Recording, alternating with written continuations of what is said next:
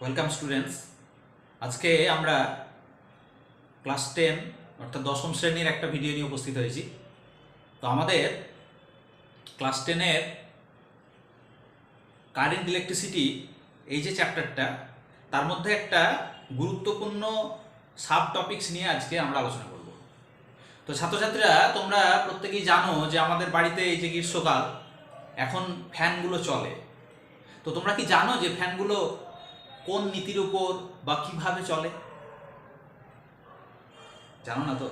আজকে আমরা সেই বিষয়গুলো নিয়েই আজকে আলোচনা করব।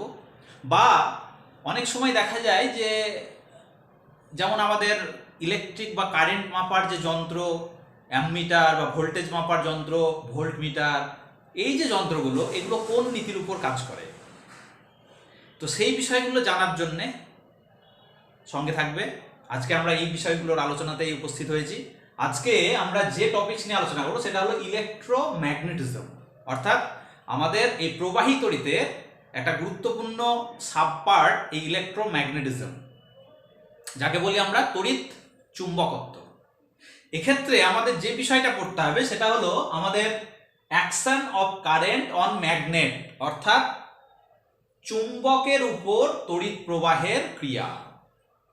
আমরা এই যে ঘটনাগুলো, এই ঘটনাগুলো সাধারণত আমরা বলি যে তড়িৎ প্রবাহের চুম্বকীয় ফল, অর্থাৎ ম্যাগনেটিক এফেক্ট অফ কারেন্ট, যাকে আমরা তড়িৎ প্রবাহের চুম্বকীয় ফল বলে থাকি।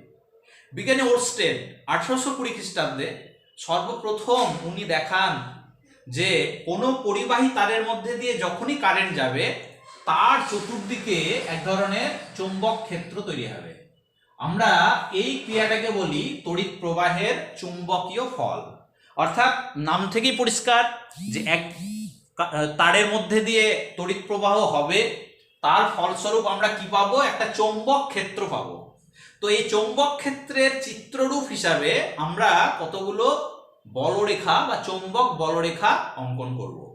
তো সেই বলরেখা বিষয়টা কি একটু পরে আসছি। তাহলে আমাদের নিশ্চয়ই পরিষ্কার হয়েছে আজকের যে আলোচনার প্রথম বিষয় যে তড়িৎ প্রবাহের চুম্বকীয় ফল। তড়িৎ প্রবাহের চুম্বকীয় ফল যেমন আমাদের তড়িৎ প্রবাহের ফলে তাপ উৎপন্ন হয়, যেটাকে আমরা তড়িৎ প্রবাহের তাপীয় ফল বলি, যেটা আমরা অলরেডি পড়ে এসেছি, জুলের ক্রিয়া। এক্ষেত্রে আমরা যেটা শিখবো সেটা হলো তড়িৎ প্রবাহের চুম্বকীয় ফল, মানে তড়িৎ প্রবাহ যখন একটা পরিবাহী তারের মধ্যে দিয়ে হয়, তার ফলস্বরূপ আরো একটা ফল পাই, যেটাকে বলি আমরা তড়িৎ প্রবাহের চুম্বকীয় ফল। মানে কোনো পরিবাহী তারের মধ্যে দিয়ে কারেন্ট গেলে তার চতুর্দিকে একটা চৌম্বক ক্ষেত্র তৈরি হয়।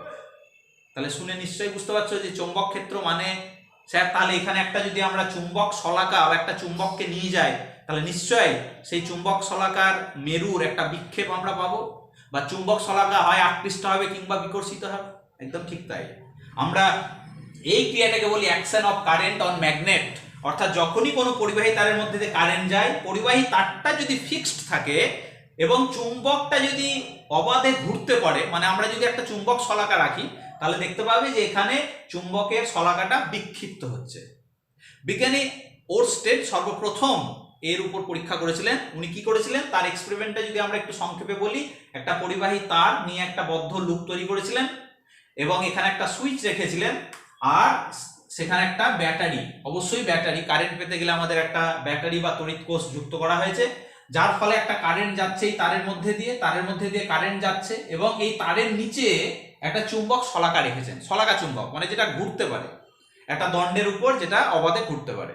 তার একটা উত্তর মেরু, দক্ষিণ মেরু। স্বাভাবিক অবস্থায় যখন সুইচ অফ রয়েছে, মানে যখন কারেন্ট যাচ্ছে না, যখন কারেন্ট এখানে যাচ্ছে না, তখন স্বাভাবিক অবস্থায় এই দিকটা যদি আমাদের উত্তর দিক, এই দিকটা যদি আমাদের ভৌগোলিক দক্ষিণ দিক হয়, তাহলে আমরা চুম্বক শলাকাটা দেখতে পাবো উত্তর দক্ষিণ মুখ করে তারা অবস্থান করবে। আমরা নিচু ক্লাসে পড়ে এসেছি। এইবার তুমি যখনই সুইচ অন করবে, সুইচ অন করে দেওয়ার সঙ্গে সঙ্গে তাহলে এখানে কারেন্ট যেতে শুরু করে দেবে। যেই কারেন্ট যাচ্ছে, দেখা যাচ্ছে যে চুম্বক শলাকার উত্তর মেরুটা বিক্ষিপ্ত হচ্ছে। কিভাবে বিক্ষিপ্ত হচ্ছে, কোন দিকে বিক্ষিপ্ত হচ্ছে, এটা জানতে গেলে আমাদের একটা সূত্র শিখতে হবে। কিন্তু আমি একটু আগেই বলে দিই যে চুম্বক শলাকার উত্তর মেরুটা দেখা যাচ্ছে এইভাবে বোর্ডের ভেতরের দিকে বিক্ষিপ্ত হচ্ছে। তাহলে স্বাভাবিকভাবে দক্ষিণ মেরুটা চলে আসবে কোন দিকে? বাইরের দিকে, রাইট? আমরা এই পরীক্ষাটা সর্বপ্রথম বিজ্ঞানী ওরস্টেডের কাছ থেকে পেয়েছিলাম, যার নাম থেকে এটাকে আমরা ওরস্টেডের পরীক্ষা বা ওরস্টেড এক্সপেরিমেন্ট নামে চিনব। এক্ষেত্রে মনে রাখতে হবে ছাত্রছাত্রীরা যে তড়িৎ প্রবাহের অভিমুখটা হচ্ছে কোন দিকে, বাম দিক থেকে ডান দিকে। তাহলে এটা যদি আমরা পরিবাহী তার এবি নাম দিই, তাহলে এই এবি তারের মধ্যে দিয়ে এ থেকে বি এর দিকে কারেন্ট যাচ্ছে, তার ফলে চুম্বক শলাকার উত্তর মেরুটা কোন দিকে বিক্ষিপ্ত হচ্ছে, দেখো বোর্ডের ভেতরের দিকে উত্তর মেরুটা। একটা মেরু মনে রাখবে, তাহলে অন্যটা উল্টো দিকে হবে। তাহলে তুমি যদি বলো স্যার কারেন্টটা যদি আমরা উল্টে দিই, এখানে ব্যাটারির পোলারিটি যদি উল্টে দিই, তাহলে কারেন্টটা যদি বি থেকে এর দিকে হয়, তাহলে দেখা যাবে যে উত্তর মেরুটা এবার তখন বোর্ডের ভেতরের দিকে বিক্ষিপ্ত না হয়ে বোর্ডের বাইরের দিকে বিক্ষিপ্ত হবে। তাহলে বুঝতেই পারছো যে এই তড়িৎ প্রবাহের অভিমুখের উপর নির্ভর করছে চুম্বক শলাকাটা কোন দিকে বিক্ষিপ্ত হবে। আবার তুমি যদি বলো শলাকাটা নিচে না রেখে উপরে নিয়ে যাও, তাহলে ঠিক উল্টো প্রতিক্রিয়া আমরা পেয়ে থাকবো। তো এই যে পরীক্ষা, এই পরীক্ষাটাকে বলি আমরা ওরস্টেডের পরীক্ষা। এবং এক্ষেত্রে আমাদের এই উত্তর মেরু বা শলাকার উত্তর মেরু কোন দিকে বিক্ষিপ্ত হচ্ছে সেটা মনে রাখার জন্য আমাদের শিখতে হবে একটা এক্সপেরিমেন্ট, যেটাকে বলি আমরা অ্যাম্পিয়ার্স সুইমিং রুল, বা যাকে বলা হয় অ্যাম্পিয়ারের সন্তরণের সূত্র। তো অ্যাম্পিয়ার সুইমিং রুল নাম থেকেই পরিষ্কার যে অ্যাম্পিয়ারের একটা সন্তরণের সূত্র, মানে সাঁতার কাটার একটা ব্যাপার এর সঙ্গে নিশ্চয়ই জড়িত আছে। তাহলে অনেকেই ভাবছে যে স্যার আমরা অনেকে সাঁতার জানি না বা যে জানো না, তাহলে কি সূত্রটা শিখতে পারবে না? ভয়ের কিছু নেই, সাঁতার না জানলেও সূত্রটা শিখতে পারবে। তবে একটা সাঁতারের একটা ব্যাপার আছে যে কারণে নামটা এইরকম, অ্যাম্পিয়ার্স সুইমিং রুল।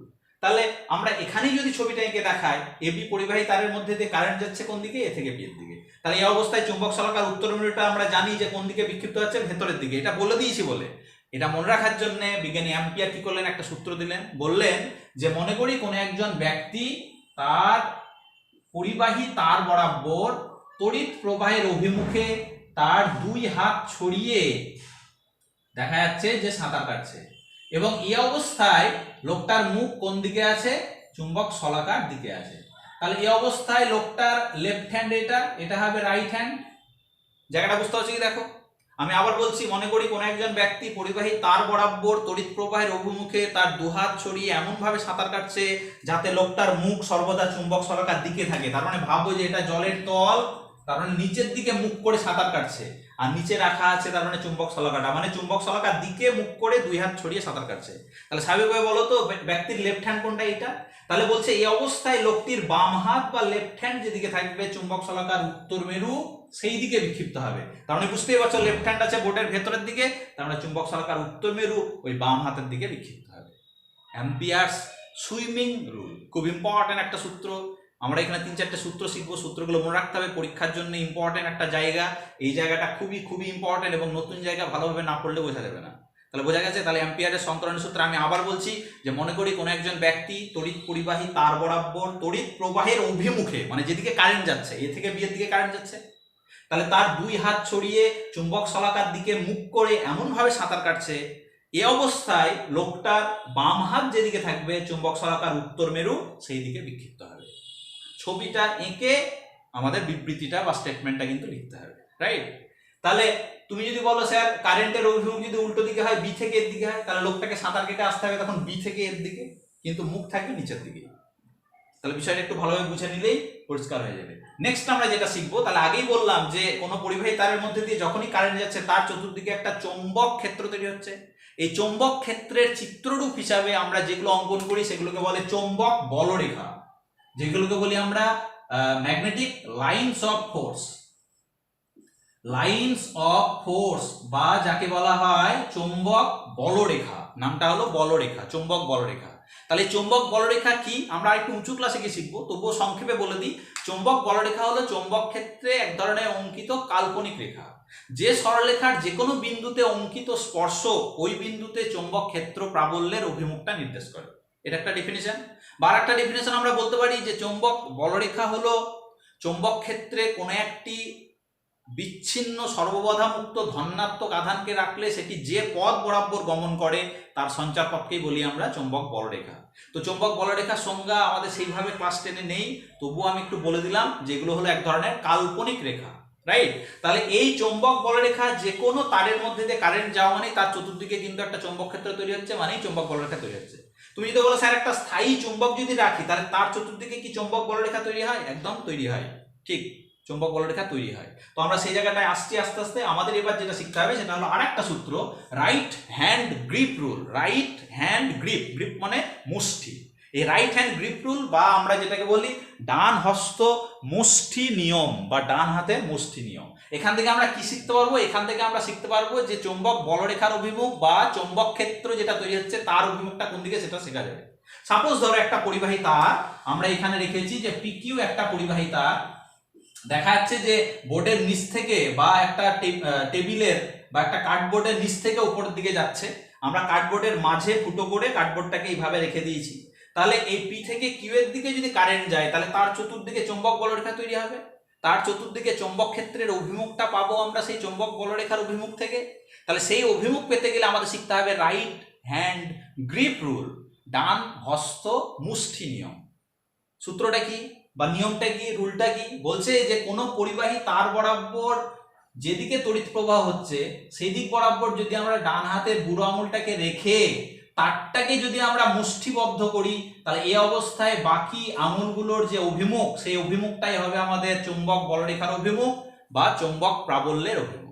আরেকবার পরিষ্কার করে দিই, সামনে ধরো এটা পিকিউ তার, এটা নিচ থেকে উপরের দিকে কারেন্ট যাচ্ছে, তাহলে এই কারেন্টের দিকে তোমাকে বুড়ো আঙুলটা রাখতে হবে যেদিকে কারেন্ট যাচ্ছে। যদি নিচের দিকে যেত তাহলে নিচের দিকে এইভাবে দেখাতে হতো, একটা মনে রাখো তাহলে হবে। তাহলে নিচ থেকে পি থেকে কিউ এর দিকে যদি কারেন্ট যায় তাহলে বুড়ো আঙুলটা রাখলাম, এই অবস্থায় তারটাকে মুষ্টিবদ্ধ করো, তাহলে মুষ্টিবদ্ধ করতে গিয়ে আমাদের বাকি আঙুলগুলো দেখো এইভাবে ঘুরছে, তার মানে এই দিকে চৌম্বক বলরেখা গুলো তৈরি হবে, তার অভিমুখটা হবে এই দিকে। বোঝা গেছে? তাহলে এখানে একটা বলরেখা নয়, আমরা এই তারটাকে কেন্দ্র করে আমরা অজস্র বলরেখা কিন্তু এখানে অঙ্কন করতে পারি, যারা প্রত্যেকটা হবে এক একটা বৃত্তের মতো দেখতে, এক একটা বদ্ধ বৃত্তের মতো দেখতে। বোঝা গেছে? তাহলে আমাদের মনে রাখতে হবে এটা রাইট হ্যান্ড গ্রিপ রুল। এই রুল থেকে আমরা কি বের করতে পারি? চৌম্বক বলরেখার অভিমুখ বা চৌম্বক প্রাবল্যের অভিমুখটা আমরা বের করতে পারি। এই যে তীর চিহ্নগুলো দিয়ে বোঝাচ্ছি যে কোন দিকে তার মানে বলরেখাগুলো তৈরি হচ্ছে, কোন দিকে ঘুরবে। নেক্সট আমরা যেটা শিখবো সেটা হলো আমাদের সলিনয়েড। সলিনয়েড বিষয়টা কি? সলিনয়েড আমাদের শিখতে হবে। সলিনয়েড বিভিন্ন জায়গায় ব্যবহার হয়, বিশেষ করে তড়িৎ চুম্বক তৈরির ক্ষেত্রে সলিনয়েড, বা আমরা দেখতে পাবো যে আমাদের যে বিভিন্ন মোটর বা ফ্যানের ক্ষেত্রে যে আমাদের আর্মেচার গুলো সেগুলো কিন্তু এক ধরনের সলিনয়েড। তো সলিনয়েড কি? সলিনয়েড হলো আর কিছুই নয়, বলছে যে কোনো অন্তরিত পরিবাহী তারকে যদি আমরা কোনো পদার্থের উপরে আমরা সমাক্ষীয়ভাবে তারগুলোকে পেঁচিয়ে পেঁচিয়ে যদি একটা স্প্রিং এর মতো আমরা একটা লুপ বানাই তাহলে সেটাকেই বলবো আমরা সলিনয়েড। এবার অনেকে বলতে পারে স্যার এই ভেতরের যে রডটা নিয়েছেন এটা কিসের হবে? এটা কি অন্তরক পদার্থ হবে না এটা পরিবাহী হবে না কি হবে? এটা তুমি অন্তরক পদার্থ রেখে যেমন একটা কাঠ বা একটা প্লাস্টিকের পেন তার উপর হয়তো তামার তার অন্তরিতভাবে জড়িয়ে জড়িয়ে একটা সলিনয়েড বানাতে পারো, দিয়ে হয়তো পেনটাকে বের করে নিতে পারবো, পেনটা রাখতে পারো। কিন্তু আমাদের এই তড়িৎচুম্বক তৈরির ক্ষেত্রে চুম্বকটাকে শক্তিশালী করার জন্য আমরা অনেক সময় এই দণ্ডটা বা এই যে কোর বা মজ্জা, এই মজ্জাটাকে অনেক সময় আমরা কাঁচা লোহার দণ্ড হিসেবে ব্যবহার করি। সুতরাং সবসময় যে এটা অন্তরক হয় তা কিন্তু নয়, আমরা প্রয়োজন মতো আমরা এটাকে কোরটাকে কিন্তু আমরা বিভিন্ন আমাদের সুবিধা মতো ব্যবহার করে থাকি। তাহলে সলিনয়েড আর কিছুই নয়, সলিনয়েড হলো একটা অন্তরিত তারের একটা কুণ্ডলী, যেটা এইভাবে অন্তরিত তারকে আমরা জড়িয়ে জড়িয়ে পেঁচিয়ে পেঁচিয়ে আমরা তৈরি করি, এটাই হলো সলিনয়েড। তো আমাদের মনে রাখতে হবে এই সলিনয়েডের ক্ষেত্রে দেখা যায় যে সলিনয়েডের এটা কিন্তু একটা স্থায়ী চুম্বকের মতো কাজ করে। এই সলিনয়েডের দুটো মেরু তৈরি হয়, একদিকে উত্তর মেরু একদিকে দক্ষিণ মেরু। তাহলে কিভাবে বুঝবে কোন দিকে উত্তর মেরু কোন দিকে দক্ষিণ মেরু? বলছে সলিনয়েডের একটা সাইড থেকে দেখলে যে লুপটা তৈরি হলো সেই লুপের মধ্যে দিয়ে কারেন্টের প্রবাহটা দেখতে হবে। যদি দেখা যায় যে কারেন্টের প্রবাহ এই যে এঁকে দেখিয়েছি দেখো, কারেন্টের প্রবাহটা ঘড়ির কাঁটার দিকে হচ্ছে, তাহলে জানবে যে সেখানে একটা দক্ষিণ মেরু তৈরি হচ্ছে। মনে রাখার নিয়ম কি? দেখো ঘড়ির কাঁটার দিকে তুমি তীর চিহ্ন দিয়ে দাও, তাহলে এখানে একটা এস আঁকো, দেখো এস এর তীর চিহ্ন দুই প্রান্তের তীর চিহ্ন আর এই ঘড়ির কাঁটার দিকে কারেন্টের তীর চিহ্ন মিলে যাচ্ছে, তার মানে এটা দক্ষিণ মেরু তৈরি হবে। অন্যদিকে অপর প্রান্তে তুমি দেখবে যে সেখানে কারেন্টটা ঘুরছে কোন দিকে? ঘড়ির কাঁটার বিপরীত দিকে। দেখো ঘড়ির কাঁটার আমরা যদি এখানে একটা এন লিখি, এন এর প্রান্তে যদি আমরা তীর চিহ্ন দিয়ে দিই, তীর চিহ্ন দিয়ে দেখো তার মানে কারেন্টের অভিমুখটা বোঝাচ্ছে। দেখো তারে কারেন্ট যাচ্ছে ঘড়ির কাঁটার বিপরীত দিকে, তার মানে সেখানে তৈরি হবে একটা উত্তর মেরু। মনে রাখার নিয়ম, এই ছবিটা মনে রাখতে পারলেই মনে রাখতে পারবে যে কোন দিকে কোথায় উত্তর মেরু তৈরি হবে কোথায় দক্ষিণ মেরু। যদি কারেন্টটা ঘড়ির কাঁটার দিকে প্রবাহিত হয় তাহলে সেখানে তৈরি হবে একটা দক্ষিণ মেরু, আর যদি কারেন্টটা ঘড়ির কাঁটার বিপরীত দিকে প্রবাহিত হয় সেখানে তৈরি হবে একটা উত্তর মেরু। রাইট? তাহলে এখানে একটা সলিনয়েড যদি তৈরি হয় তার যদি একটা এক প্রান্তে উত্তর মেরু এক প্রান্তে দক্ষিণ মেরু তৈরি হয় তাহলে নিশ্চয়ই এটা একটা পার্মানেন্ট ম্যাগনেটের মতো কাজ করবে। আমাদের মনে রাখতে হবে একটা স্থায়ী চুম্বক যে আচরণ করবে একটা এই ধরনের সলিনয়েডও কিন্তু একই আচরণ করবে যখন সলিনয়েডের মধ্যে দিয়ে কারেন্ট যাবে। যদি তুমি কারেন্ট অফ রাখো তাহলে সলিনয়েডের কোনো গুরুত্ব নাই, কারেন্ট গেলে তবেই সেটা কিন্তু একটা স্থায়ী চুম্বকের মতো আচরণ করতে পারে। তাহলে এক্ষেত্রে চুম্বকের তার চতুর্দিকে আমরা কিছু কাল্পনিক সরলরেখা আঁকতে পারি, যেগুলোকে আমরা চুম্বক বলরেখা বলি। তাহলে চুম্বক বলরেখা শুরু হয় কোথা থেকে? উত্তর মেরু থেকে শুরু হয়, দক্ষিণ মেরুতে গিয়ে টার্মিনেট হয়, শেষ হয়। উত্তর মেরুতে শুরু হয়, দক্ষিণ মেরুতে গিয়ে শেষ হয়। উত্তর মেরুতে শুরু হয়, দক্ষিণ মেরুতে শেষ হয়। আবার ভেতরে যদি দেখো, ভেতরে আবার এখানে দক্ষিণ মেরু থেকে উত্তর মেরুতে যাবে, মানে প্রত্যেকটা হলো এক একটা বদ্ধ রেখা। ঠিক আছে? তাহলে একইভাবে তুমি যদি সলিনয়েডের ক্ষেত্রে দেখো, সলিনয়েডের ক্ষেত্রেও তুমি দেখতে পাবে যে উত্তর মেরু থেকে শুরু হবে, দক্ষিণ মেরুতে গিয়ে শেষ হবে, এবং আবার ভেতরে দক্ষিণ মেরু থেকে উত্তর মেরুর দিকে যাবে। তাহলে বাইরে যাচ্ছে উত্তর থেকে দক্ষিণে, আর ভেতরে যাচ্ছে দক্ষিণ থেকে উত্তরে। তুমি এইভাবে তুমি আরো এইভাবে এই কাল্পনিক রেখাগুলোকে আঁকতে পারো। এই রেখাগুলো আঁকার কিছু নিয়ম আছে, সেগুলো আরো উঁচু ক্লাসে গিয়ে শিখবে, জাস্ট মনে রাখো। তারপরে আমরা এই স্থায়ী চুম্বকের জন্য যেমন ধরনের বলরেখা আঁকতে পারি, একটা সলিনয়েডের জন্য কিন্তু আমরা সেই ধরনের কিছু কিন্তু বলরেখা আঁকতে পারি। তাহলে যেগুলো উত্তর মেরু থেকে শুরু হয় এবং দক্ষিণ মেরুতে গিয়ে শেষ হয়, রাইট? তাহলে এইগুলোকে বলি আমরা চৌম্বক বলরেখা। চৌম্বক বলরেখা হলো চৌম্বক ক্ষেত্রের একটা চিত্ররূপ। চৌম্বক বলরেখা হলো এমন ধরনের কাল্পনিক রেখা যে রেখার যে কোনো বিন্দুতে অঙ্কিত স্পর্শক সেই বিন্দুতে, অর্থাৎ তুমি যদি এখানে একটা স্পর্শক টানো তাহলে সেই স্পর্শকটা সেই বিন্দুতে চৌম্বক ক্ষেত্রের অভিমুখটা নির্দেশ করে। ঠিক আছে? তাহলে এই গেল আমাদের সলিনয়েড। নেক্সট আমাদের যেটা শিখতে হবে সেটা হলো আরেকটা ইম্পর্টেন্ট সূত্র, বিজ্ঞানী ফ্লেমিং এর দেওয়া, যেটাকে বলি আমরা ফ্লেমিংস লেফট হ্যান্ড রুল। অর্থাৎ এখান থেকে আমরা কি শিখবো? এখান থেকে শিখবো সেটা হলো action of magnet on current. অর্থাৎ এবার আমরা শিখবো যে কারেন্টের উপর, পরিবাহী তারের উপর চুম্বকের ক্রিয়াটা কেমন হয়। এখানে আমরা কি দেখেছিলাম? এখানে আমরা দেখেছিলাম যে চুম্বকের উপর কারেন্টের প্রভাব। এবার আমাদের যেটা শিখতে হবে সেটা হলো action of magnet on current, মানে তড়িৎ প্রবাহের উপর চুম্বকের ক্রিয়া আমরা শিখবো এবার। তড়িৎ প্রবাহের উপর চুম্বকের ক্রিয়া, রাইট? এবং এই ক্রিয়াটা কোন দিকে হবে সেটা জানতে গেলে আমাদের যেটা জানতে হবে সেটা হলো Fleming's left hand rule. Fleming's left hand rule, অর্থাৎ ফ্লেমিং এর যেটাকে বলি আমরা বাম হস্ত নিয়ম। খুব ইম্পর্টেন্ট একটা সূত্র, পরীক্ষায় কিন্তু আসে আমাদের, সুতরাং মনে রাখতে হবে। নাম থেকে বুঝতে পারছো যে বাম হাতের একটা খেল, বাম হাতের একটা কিছু ব্যাপার আছে। ফ্লেমিং তার দুই হাত দিয়ে দুটো সূত্র দিয়েছিলেন, একটা ফ্লেমিংস লেফট হ্যান্ড রুল যেটা আমরা করছি, আরো একটা রুল রয়েছে ফ্লেমিংস রাইট হ্যান্ড রুল, অর্থাৎ ডান হাতের সূত্র ছিল। আর আরো কিছুদিন বাঁচলে হয়তো আরো কিছু সূত্র উনি দিতেন বা আমরা পেতাম। তো যাই হোক, আমাদের শিখতে হবে সেটা হলো ফ্লেমিং এর বাম হস্ত নিয়ম। ফ্লেমিং এর বাম হস্ত নিয়ম থেকে কি শিখবো এটাই যে এবার যদি চুম্বকটাকে তুমি ফিক্সড রেখে দাও, চুম্বকটাকে যদি তুমি ঘুরতে না দাও এবং যদি তারটাকে ঘোরার ব্যবস্থা রাখো, তাহলে দেখা যাবে যে নিউটনের থার্ড ল অনুযায়ী, তৃতীয় সূত্র অনুযায়ী আমরা বলতে পারবো যে তারটা ঠিক তার উল্টো দিকে একটা বল অনুভব করবে। যদি কারেন্টটা চুম্বকের উপর ক্রিয়া বল দেয়, তাহলে চুম্বকটা তড়িৎ প্রবাহ বা পরিবাহী তারের উপর একটা প্রতিক্রিয়া বল দেবে, মানে উল্টো দিকে আমরা তার ঘূর্ণন পাবো বা উল্টো দিকে তার বিক্ষেপ পাবো। সেটা বের করার জন্য আমাদের শিখতে হবে ফ্লেমিংস লেফট হ্যান্ড রুল। ভালোভাবে শিখে নাও, তাহলে বিষয়টা পরিষ্কার হয়ে যাবে। তো এখানে আসলে কি দিচ্ছে? এখানে দিচ্ছে হলো তড়িৎ প্রবাহের উপর, মানে পরিবাহী তারের উপর চুম্বকের ক্রিয়া। যদি চুম্বকটা ফিক্সড থাকে তাহলে পরিবাহী তার কোন দিকে ঘুরবে সেটা জানার জন্য আমাদের এই সূত্রটা জানতে হবে। সূত্রটা কি বলছে যে বাম হস্তের তিনটে আঙ্গুল নিয়ে নাও। প্রথম তিনটে আঙ্গুল, এটা হলো থাম্ব, এটাকে আমরা ইন্ডেক্স বা ফরফিঙ্গার বলি, আর এটা মিডিল ফিঙ্গার। বৃদ্ধাঙ্গুষ্ঠ, তর্জনী এবং মধ্যমা, বাম হস্তের বৃদ্ধাঙ্গুষ্ঠ, তর্জনী, মধ্যমাকে পরস্পর সমকোণে রেখে, সমকোণ মানে বুঝতেই পারছো, তিনটে পরস্পর সমকোণে রেখে প্রসারিত করলে এ অবস্থায় তর্জনী যদি চৌম্বক ক্ষেত্রের অভিমুখ, মানে এই দিকটা হলো চৌম্বক ক্ষেত্রের অভিমুখ বা বলরেখাগুলোকে নির্দেশ করছে। মধ্যমা যদি তড়িৎ প্রবাহের অভিমুখ, মানে কারেন্টটা উপর থেকে নিচে যাচ্ছে, এটা নির্দেশ করছে। তাহলে এই অবস্থায় বুড়ো আঙুলটা পরিবাহী তারের গতির অভিমুখটা নির্দেশ করবে, মানে তারটা কোন দিকে ঘুরবে, কোন দিকে বল অনুভব করবে সেটা নির্দেশ করবে।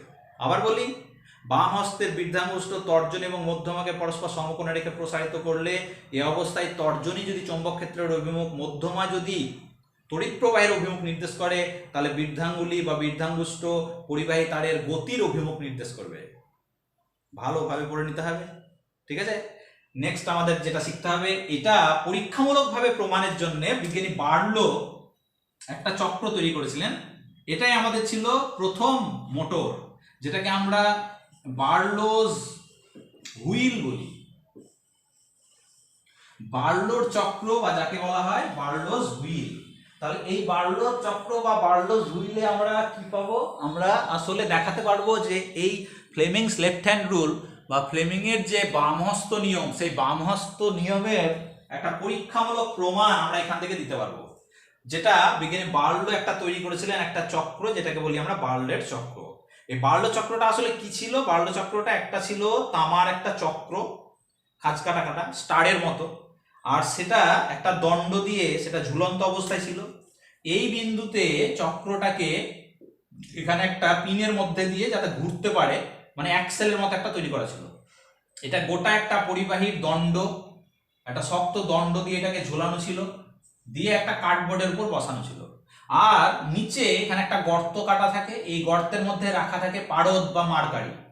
আর এখানে এই পাটাতনের উপর একটা অশ্বক্ষাকৃতি চুম্বক, যার উত্তর মেরু এইটা আর দক্ষিণ মেরু একটা, এই অশ্বক্ষাকৃতি চুম্বকটা এখানে মাঝখানে এইভাবে বসানো থাকে, এইভাবে বসানো থাকে।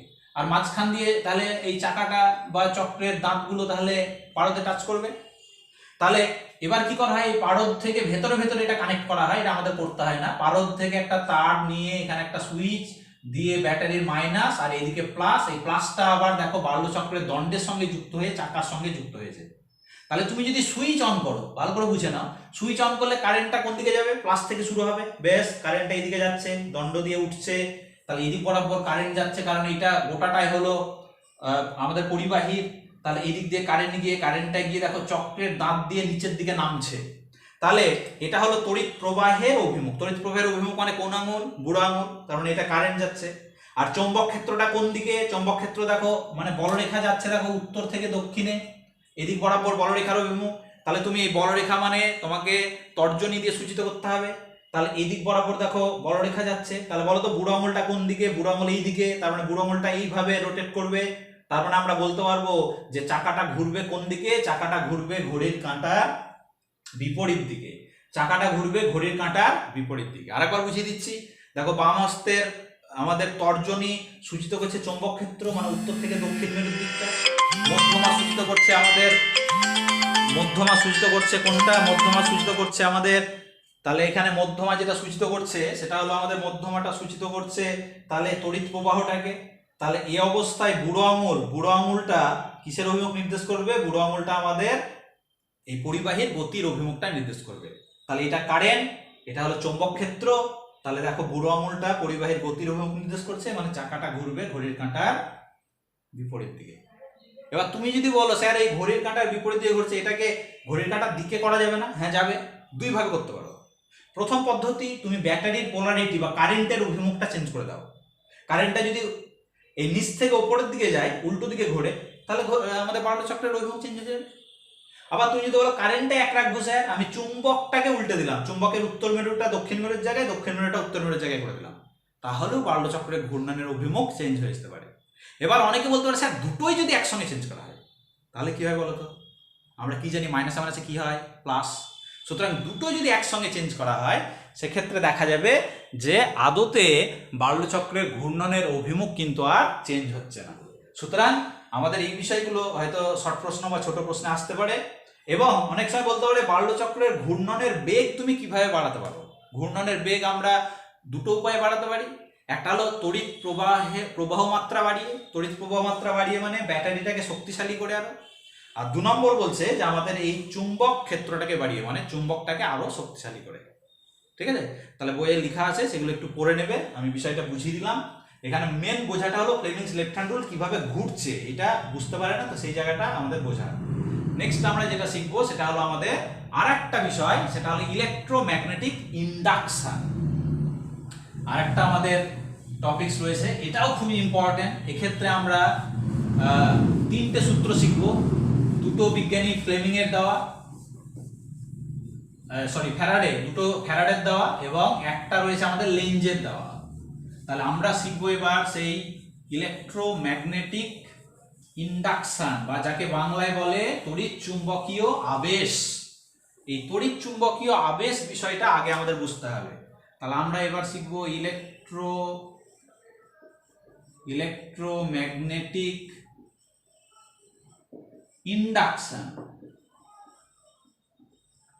ইন্ডাকশন বা যাকে বলে তড়িৎ চুম্বকীয় আবেশ। বিজ্ঞানী মাইকেল ফ্যারাডে সর্বপ্রথম এই ঘটনা আমাদের অস্তিত্ব প্রমাণ করেছিলেন।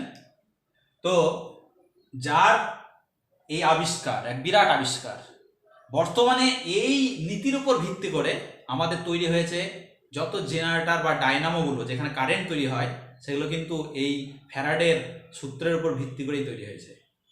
ঠিক আছে, তাহলে ফ্লেমিংস লেফট হ্যান্ড রুল যেটা আমরা বললাম তার উপর ভিত্তি করে চলছে আমাদের মোটরগুলো। আর এই ফ্যারাডের সূত্র যার উপর ভিত্তি করে আমাদের জেনারেটর বা ডাইনামো যেটা কারেন্ট তৈরি হয় সেগুলো তৈরি হচ্ছে, সেটা আবার ফ্লেমিংস রাইট হ্যান্ড রুল থেকে আমরা ব্যাখ্যা দিতে পারি। সেগুলো আমাদের অত দূর নাই, এখন আমাদের শুধুমাত্র এই ইলেকট্রোম্যাগনেটিক ইন্ডাকশন বিষয়টা বুঝতে হবে। ইলেকট্রোম্যাগনেটিক ইন্ডাকশনটা কি বলছে, যে কোনো চৌম্বক ক্ষেত্রের মধ্যে কোনো একটা বদ্ধ পরিবাহী তারকে যদি আমরা গতিশীল করি, তাহলে দেখা যাবে যে সাপোজ ধরো আমাদের এখানে একটা বদ্ধ পরিবাহী তার, এই তারটাকে আমরা একটা গ্যালভানোমিটার লাগালাম। গ্যালভানোমিটার কেন লাগালাম? কারণ যাতে বুঝতে পারি যে কারেন্ট যাচ্ছে কি যাচ্ছে না। আমরা গ্যালভানোমিটার দিয়ে বুঝতে পারি যে আদৌ কারেন্ট যাচ্ছে না কারেন্ট যাচ্ছে না। তাহলে এতে কিন্তু কোনো ব্যাটারি নাই, ভালো করে লক্ষ্য করো। তাহলে এটাকে যদি আমরা কোনো একটা হয়তো এর চৌম্বক ক্ষেত্রের মধ্যে, সাপোজ ধরো আমাদের একটা স্থায়ী চুম্বক রয়েছে, তাহলে স্থায়ী চুম্বক থাকা মানে তার কিছু বলরেখা যাবে। আমরা দেখতে পাচ্ছি যে এই বলরেখাগুলো এখান থেকে নির্গত হচ্ছে, বলরেখাগুলো এইভাবে নির্গত হচ্ছে। আমরা দেখতে পাচ্ছি যে বলরেখাগুলো এইভাবে এখান থেকে নির্গত হবে, তাই তো? তাহলে আমরা যদি এই চৌম্বক ক্ষেত্রের মধ্যে কোনো একটা বদ্ধ কুণ্ডলীকে গতিশীল করি, তাহলে দেখা যাবে যে বদ্ধ কুণ্ডলীর মধ্যে একটি তড়িৎ প্রবাহের জন্ম হচ্ছে বা তড়িৎ প্রবাহের উদ্ভব হচ্ছে। আমরা এই ঘটনাটাকে বলবো তড়িৎ চুম্বকীয় আবেশ। ছাত্রছাত্রী একটা বিরাট আবিষ্কার দেখো, এখানে কোনো ব্যাটারি নাই, কিন্তু তুমি যখনই কোনো একটা চৌম্বক ক্ষেত্রের মধ্যে এই পরিবাহী তারকে যখনই মুভ করাবে, গতিশীল করবে, দেখা যাবে যে এই পরিবাহী তারের মধ্যে একটা তড়িৎ প্রবাহের উদ্ভব হচ্ছে। আমরা এই তড়িৎ প্রবাহটাকে, অর্থাৎ এক্ষেত্রে দেখতে পাবো যে এই তড়িৎ প্রবাহের অভিমুখ সেটা বের করার জন্য আমাদের সূত্র রয়েছে, লেঞ্জের সূত্র বা আলাদাভাবে শিখবো। তাহলে মোট কথা সেখানে একটা কারেন্ট পেয়ে গেলে, ভাবো তো, কোনো ব্যাটারি নাই, কোনো তড়িৎ কোষ নাই, তার সত্ত্বেও তুমি একটা কারেন্ট পাচ্ছ। জেনারেটরে তো সেটাই করা হয়। জেনারেটরে দেখা যাবে জেনারেটরের মধ্যে যেটা রয়েছে সেই আর্মেচারটাকে একটা চৌম্বক ক্ষেত্রের মধ্যে বনবন বনবন করে ঘোরানো হচ্ছে, প্রচন্ড গতিতে হচ্ছে, যত জোরে ঘুরবে তত দেখবে বেশি কারেন্ট তৈরি হচ্ছে। বিজ্ঞানী মাইকেল ফ্যারাডের এক বিরাট আবিষ্কার, এই সূত্র, তার সূত্রের উপর ভিত্তি করে কিন্তু আমাদের আজ জেনারেটরের আবিষ্কার, রাইট? তাহলে আমরা এই ঘটনাটাকে বলি ইলেকট্রোম্যাগনেটিক ইন্ডাকশন বা তড়িৎচুম্বকীয় আবেশ। তাহলে এক্ষেত্রে যে ইএমএফটা ইনডিউসড হচ্ছে সেটাকে বলি আমরা ইনডিউসড ইএমএফ। আমরা সেগুলোকে বলি ইনডিউসড ইএমএফ বা আবিষ্ট তড়িৎচালক বল। আর যে কারেন্টটা তৈরি হচ্ছে সেই কারেন্টগুলোকে বলি আমরা ইনডিউসড কারেন্ট বা যাকে বলা হয় বাংলায় আবিষ্ট প্রবাহ মাত্রা বা আবিষ্ট প্রবাহ। ঠিক আছে, তাহলে আমরা এই ইলেকট্রোম্যাগনেটিক ইন্ডাকশন একটা ঘটনা, যে ঘটনায় আমরা জানি চৌম্বক ক্ষেত্রের মধ্যে কোনো একটা বদ্ধ পরিবাহীকে গতিশীল করলে তার মধ্যে তড়িৎ শক্তি বা তড়িৎ প্রবাহের উদ্ভব হয়, সেই ঘটনাটাকে বলি তড়িৎচুম্বকীয় আবেশ। এবং এই বদ্ধ কুণ্ডলীতে যে তড়িৎচালক বলের উদ্ভব হচ্ছে সেটাকে বলা হবে ইনডিউসড ইএমএফ। আর এই বদ্ধ কুণ্ডলীতে যে কারেন্টটা তৈরি হচ্ছে সেটাকে বলি আমরা ইনডিউসড কারেন্ট। আমাদের এবার শিখতে হবে সেটা হলো এবার এই যে ইনডিউসড ইএমএফ তৈরি হওয়ার ব্যাপারটা, এগুলো কিন্তু বিজ্ঞানী ফ্যারাডে তার দুটো সূত্র দ্বারা আমাদের সুনির্দিষ্ট করছেন, যেগুলোকে বলি আমরা ফ্যারাডেজ ল। তাহলে আমরা এবার শিখব ফ্যারাডের সূত্র বা ফ্যারাডেজ ল যেটাকে বলা হচ্ছে। ফ্যারাডে দুটো সূত্র দিয়েছেন বিজ্ঞানী মাইকেল ফ্যারাডে, একটাকে বলি আমরা প্রথম সূত্র, একটাকে বলবো আমরা দ্বিতীয় সূত্র। প্রথম সূত্র থেকে কি জানতে পারি? প্রথম সূত্র থেকে জানা যায় যে তড়িৎচুম্বকীয় আবেশের কারণটা আমরা জানতে পারি। আর দ্বিতীয় সূত্র থেকে কি জানা যায়? দ্বিতীয় সূত্র থেকে জানা যায় যে তড়িৎচুম্বকীয় আবেশের ফলে যে আবিষ্ট তড়িৎচালক বল তার মানটা কত সেটা আমরা জানতে পারি। তার আগে একটা এক্সপেরিমেন্টে একটা পরীক্ষা করা যাক। সাপোজ ধরো আমরা একটা বদ্ধ কুণ্ডলীর লুপ বানিয়েছি, একটা গ্যালভানোমিটার লাগিয়ে রেখেছি, প্রথমে কোনো কারেন্ট নাই, তুমি একটা চুম্বক রেখেছো। চুম্বকটাকে এবার কি করলে, চুম্বকটা দেখো এই অবস্থায় এই কুণ্ডলী মধ্যে দিয়ে কটা বলরেখা যাচ্ছিল, 3টে বলরেখা যাচ্ছিল। তুমি যদি এই কুণ্ডলীটাকে এই চুম্বক শলাকার কাছে নিয়ে আসো, অর্থাৎ এই কুণ্ডলীটাকে তুমি এবার চুম্বক শলাকার কাছে নিয়ে চলে এলে, হঠাৎ করে চুম্বক শলাকার কাছে নিয়ে চলে এলে, তাহলে দেখো তো এখানে এবার বলরেখার কি হয়ে গেল, বলরেখার চেঞ্জ হয়ে গেল না? দেখো আগে যাচ্ছিল কটা, 3টে, এবার কটা বলরেখা যাচ্ছে, 1 2 3 4 5 6 7, তাহলে বাড়লো কটা, 4টে বাড়লো। তার মানে আমাদের এই চৌম্বক বলরেখা বা চৌম্বক প্রবাহের একটা পরিবর্তন হলো। এই চৌম্বক বলরেখা বা চৌম্বক প্রবাহের পরিবর্তন কেন হলো? কুণ্ডলীটাকে বা চুম্বকটাকে তুমি গতিশীল করেছো বলে। মানে এই চুম্বক বা চৌম্বক ক্ষেত্র এবং কুণ্ডলীর মধ্যে যদি একটা আপেক্ষিক গতি থাকে, তবেই কিন্তু এই চৌম্বক বলরেখা বা চৌম্বক আবেশ রেখা বা চৌম্বক প্রবাহের কি হয়, পরিবর্তন হয়। এবং এই পরিবর্তন হলেই সেই কুণ্ডলীতে একটি তড়িৎচালক বলের উদ্ভব হয়। এই সূত্রটা হলো ফ্যারাডের প্রথম সূত্র। তাহলে প্রথম সূত্রটা কি বলছে, যে কোনো বদ্ধ কুণ্ডলীতে চৌম্বক প্রবাহের পরিবর্তন হলে সেই বদ্ধ কুণ্ডলীতে একটি তড়িৎচালক বলের উদ্ভব হয়, এবং চৌম্বক প্রবাহের পরিবর্তন যতক্ষণ স্থায়ী হবে আবিষ্ট তড়িৎচালক বল বা তড়িৎ প্রবাহটা ততক্ষণ স্থায়ী হবে। তার মানে তুমি যদি একবার নিয়ে এসে থামিয়ে দাও, কারেন্ট কিন্তু বন্ধ হয়ে যাবে। মানে যতক্ষণ তুমি আনছিলে, যতক্ষণ গতিটা ছিল, ততক্ষণ কারেন্টটা থাকবে। যেই নিয়ে এসে রেখে দেবে, কারেন্ট বন্ধ হয়ে যাবে। জেনারেটরকে আমরা নিশ্চয়ই একবার ঘুরিয়ে দিলে কারেন্ট কন্টিনিউ বা অনির্দিষ্টকালের জন্য তৈরি হয় না, জেনারেটরটা কন্টিনিউ কিন্তু ঘোরাতে হয়। তার মানে তোমাকে কন্টিনিউ একটা গতি রাখতে হবে, এই গতি রাখলেই তবেই কিন্তু তড়িৎচালক বলটা থাকবে। ফ্যারাডের প্রথম সূত্র থেকে আমরা জানতে পারি এই তড়িৎচুম্বকীয় আবেশের কারণ। তাহলে কি বলা হচ্ছে প্রথম সূত্রে, যে কোনো বদ্ধ কুণ্ডলী মধ্যে দিয়ে চৌম্বক প্রবাহের পরিবর্তন হলে সেই বদ্ধ কুণ্ডলীতে একটি তড়িৎচালক বলের উদ্ভব হয়, এবং এই চৌম্বক প্রবাহের পরিবর্তন যতক্ষণ স্থায়ী থাকে তড়িৎচালক বলটাও ততক্ষণ বা তড়িৎ প্রবাহটাও ততক্ষণ স্থায়ী থাকবে। তার মানে এখান থেকে আমরা জানতে পারছি কারণ। আর দ্বিতীয় সূত্র থেকে যেটা জানা যায় সেটা হলো, কোনো বদ্ধ কুণ্ডলীতে আবিষ্ট তড়িৎচালক বলের মান সেই বদ্ধ কুণ্ডলীতে চৌম্বক প্রবাহের পরিবর্তনের হারের সমানুপাতিক, মানে E varies as d phi dt. আমরা যদি ধরে নিই যে এখানে চৌম্বক প্রবাহের পরিবর্তনটা ডি ফাই কতটুকু সময়ে, ডিটি সময়ে, তাহলে বলো তো একক সময়ে কতটা পরিবর্তন, ডি ফাই বাই ডিটি। তোমাদের এই গাণিতিক রূপ হয়তো নেই, কিন্তু আমি একটু শিখিয়ে দিলাম, এগুলো 12 গিয়ে আরো বিস্তারিত রয়েছে। তার মানে দ্বিতীয় সূত্র থেকে আমরা পাই তড়িৎচুম্বকীয় বা তড়িৎচালক বলের মান। তড়িৎচালক বলের মানটা কি বলছে, যে তড়িৎ প্রবাহ বা চৌম্বক প্রবাহের পরিবর্তনের হারের সমানুপাতিক। কোনো বদ্ধ কুণ্ডলীতে আবিষ্ট তড়িৎচালক বলের মান ওই কুণ্ডলীতে আবিষ্ট তড়িৎ চৌম্বক প্রবাহের পরিবর্তনের হারের সমানুপাতিক। ঠিক আছে, আবার বলছি দ্বিতীয় সূত্রটা, যে কোনো বদ্ধ কুণ্ডলীতে আবিষ্ট তড়িৎচালক বলের মানটা ওই কুণ্ডলীতে চৌম্বক প্রবাহের পরিবর্তনের হারের সঙ্গে সমানুপাতিক হয়। মনে রাখতে হবে আমাদের। তাহলে এই দুটো বিজ্ঞানী মাইকেল ফ্যারাডের দেওয়া দুটোকে আমরা বলি ফ্যারাডের সূত্র। এখানে একটা জিনিস মিস করে গেলেন, যেটা আমরা কোন দিকে কারেন্টটা তৈরি হবে সেটা কিন্তু উনি বলেননি, বা উনি মিস করে গেছিলেন। তার পরবর্তী ক্ষেত্রে আরেকজন বিজ্ঞানী লেঞ্জ, উনি আবার এই অভিমুখ দেওয়ার জন্য একটা সূত্র দিলেন, যেটাকে বলা হয় লেঞ্জেস ল, লেঞ্জের সূত্র, বিজ্ঞানী লেঞ্জের সূত্র। সূত্রটা কি বলছে? সূত্রটা বলছে যে তড়িৎচুম্বকীয় আবেশের ক্ষেত্রে আবিষ্ট তড়িৎ প্রবাহের অভিমুখটা এমন হবে যাতে উহার সৃষ্টির কারণকে বাধা দিতে পারে। যেমন দেখো এখানে তুমি তড়িৎ প্রবাহের কারণটা বা আবিষ্ট তড়িৎ প্রবাহটা কেন তৈরি হয়েছে, কারণ কুণ্ডলীকে তুমি এই এ অবস্থান থেকে বি অবস্থানে এনেছো বলে, তাই তো? তাহলে বলো তো এ থেকে বিতে আনার জন্য যদি কারেন্টটা তৈরি হয়, তাহলে এটা কোন মেরুর কাছে আছে? উত্তর মেরুর কাছে আছে। তাহলে এখানে এমন একটা মেরু তৈরি হবে যাতে এই তড়িৎ প্রবাহটাকে সে বাধা দিতে পারে। তার মানে তড়িৎ প্রবাহের অভিমুখটা এমন হবে যাতে এখানে একটা উত্তর মেরু তৈরি করতে পারে, কারণ উত্তর মেরু একমাত্র উত্তর মেরুকে বাধা দেয়। তার মানে এখানে কারেন্টটা ঘড়ির কাঁটা বিপরীত দিকে তৈরি হতে হবে। অতদূর ব্যাখ্যা নেই, শুধু জাস্ট মনে রাখতে হবে যে তড়িৎচুম্বকে আবেশের ক্ষেত্রে আবিষ্ট তড়িৎ চালক বলের অভিমুখ এমন হবে যাতে উহার সৃষ্টির কারণকে বাধা দিতে পারে। এটাই হলো আমাদের লেঞ্জের সূত্র। এই লেঞ্জের সূত্র আসলে শক্তির সংরক্ষণ নীতিকে সমর্থন করে। শক্তির সংরক্ষণ নীতিকে লেঞ্জের সূত্র কিন্তু সমর্থন করে। আমরা শক্তির সংরক্ষণ নীতি থেকে লেঞ্জের সূত্রে আসতে পারি। তাহলে তোমাদের অনেক সময় লিখতে দেয় যে লেঞ্জের সূত্র আসলে কোন সংরক্ষণ নীতি সমর্থন করে, মনে রাখতে হবে আমাদের শক্তির সংরক্ষণ নীতি। ঠিক আছে? তাহলে আমাদের এই তিনটে সূত্র দেখো, এই থার্ড সূত্রটা দিচ্ছেন কিন্তু লেঞ্জ, এই তিনটে সূত্রকে আমরা একসঙ্গে বলি লজ অফ ইলেকট্রোম্যাগনেটিক ইন্ডাকশন বা তড়িৎচুম্বকীয় আবেশের সূত্র। তার মধ্যে প্রথম দুটো দেওয়া বিজ্ঞানী ফ্যারাডের, আর 3 নম্বর সূত্রটা দেওয়া লেঞ্জের। এই তিনটে সূত্রের উপরে দাঁড়িয়ে রয়েছে আমাদের এই তড়িৎচুম্বকীয় আবেশ। রাইট? তাহলে আজকের মতো এইটুকুই, ভালোভাবে পড়ো।